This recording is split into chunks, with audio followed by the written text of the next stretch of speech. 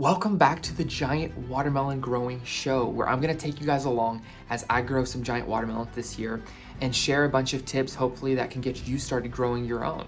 In the last video, I talked about what seeds you need to grow a monster watermelon, and today we're gonna plant those seeds and get the year started. Let's grow. All right, so I got the different kinds of watermelon seeds that I'm gonna be growing this year. My goal is to have 4 plants. That way it's not too much work. I don't have like dozens of plants, but I have enough to where I have a chance at getting several big watermelons to the finish line. In case one plant dies or one of the fruits goes bad, I want to get a monster melon to the finish line. So 4 plants, and I got my pots ready, my dirt ready, and I got my sandpaper. Yep, sandpaper is what we're gonna use to help get these seeds started. Let me show you what I mean. So here we have the 4 different plants I'm gonna have. I'm gonna put 2 seeds in each pot of the ones I have more of. What I learned from giant watermelon growers is that when you want to start these seeds, whether you're doing giant watermelons or giant pumpkins, one thing you can do to make sure that the moisture is going to get into the seed to get it to sprout is you can take some sandpaper. And what you're going to do, this is really important, you got to be really careful, but what you do with the sandpaper is you're going to sand this edge of the seed to get a little bit of that hard shell on the outside off. And that's going to expose a little bit of the inward part of the seed to where the moisture can easily get in. But what you have to be very careful of is when you look at a seed, you know you can see the tip, right? And the tip is where the first root is going to come out, and that root is called a radical root. And when that root comes out, it comes out of this tender part on the tip, and you do not want to damage that.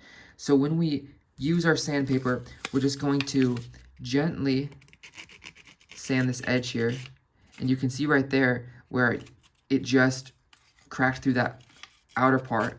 And I'm just gonna kind of go around and sand it around the back.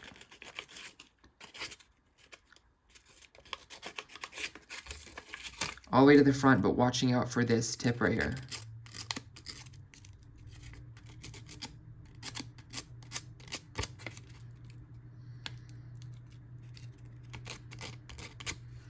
And that's gonna make sure that this seed does get moisture enough to sprout, and yes, it's ready to go.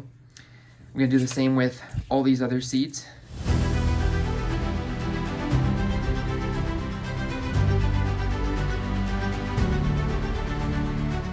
All right, so these have been sanded. I didn't go too crazy. I just made sure to expose a little bit of, the inward part of the seed there. And if you're worried about it, I mean, honestly, you don't have to do it. The seeds will probably sprout just fine if you don't sand it, but I just think it's a cool trick. I've tried it, it works well. But if you're worried about damaging the seed or something, honestly, they'll probably sprout just fine without it, but it's just an extra thing I like to do.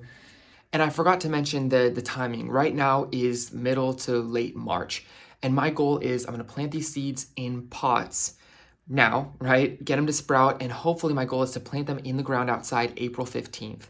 And what I'll need to do there, because there might still be some colder nights, maybe even a frost here or there, but I'll show you in another video. But I'm gonna build just a small little house to kind of go over it, like a little greenhouse, just a little box with some plastic or something, and that can help keep them warm. But the goal is to get these plants going as soon as possible to where you have a big plant in June and July that can have fruit that can be pollinated to grow a big melon. So if you're seeing this video in March or early April, get those seeds started as soon as possible. I have my pots here with soil. Now this is called Pro Mix BX. I really like it. It's just a very simple, basic potting mixture. But honestly, I wouldn't overthink it. You don't need anything extremely fancy. Just some normal potting mix will work. And what I like to do is just take a Sharpie marker and just poke a hole for these seeds. It doesn't have to be deep. Just poking a little hole here.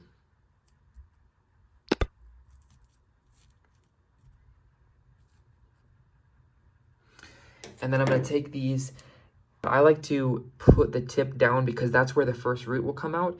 And so I like to just drop it in there with the tip down and then just gently, gently tap it in there.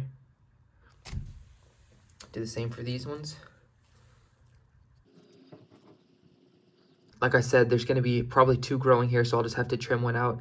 Just make sure they're deep enough to where the soil is going to cover it, and when you water it, that the soil won't go away. Now for the jumbo black diamond, let's go. Tip down. And then the last one. you know, they say last but not least, right? Well, this is definitely not the least. These could grow watermelons that are over 100 pounds. And now that I have these in here, I'm just gonna gently cover the seeds with the soil. Like I said, this isn't rocket science. If you've planted seeds before, this is how you do it. Now I'm just going to label each plant so I can keep track of what they are.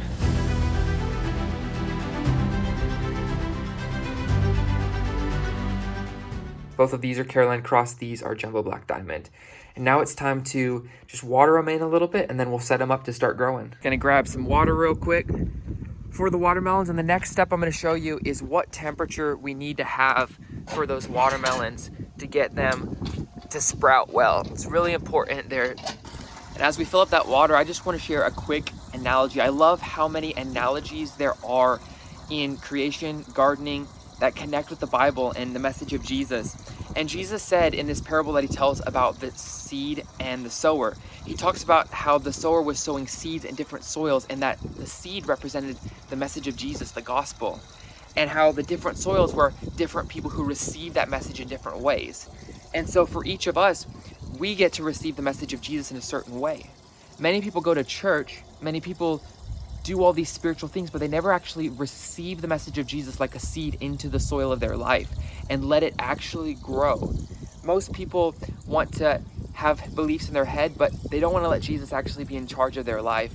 And so I want to encourage you guys, just like we're planting seeds today of giant watermelons, let the message of Jesus actually come into your heart, be planted, and let it change who you are. The last thing I'm going to do for now is rinse the plants, give them some water, and let those seeds get started growing. And lastly, I'm just setting these under these grow lights where they can stay warm and begin to sprout. And one thing I will say is the temperature is super important. Watermelon seeds like warmth and heat to sprout. Particularly 75 to 85 degrees Fahrenheit would be ideal. It's okay if it's a little bit warmer, like 90 degrees, they'll still sprout. But I wouldn't let it get much colder than 70 or 75 because they really like their heat to germinate. So make sure you give them a nice warm spot and let them sit for a few days, and you should see them sprouting up soon. We got our seeds planted, and now we're gonna get this patch fully ready to go. So get ready for the next video where I'm gonna show you how to prepare your watermelon patch. God bless you guys, let's grow.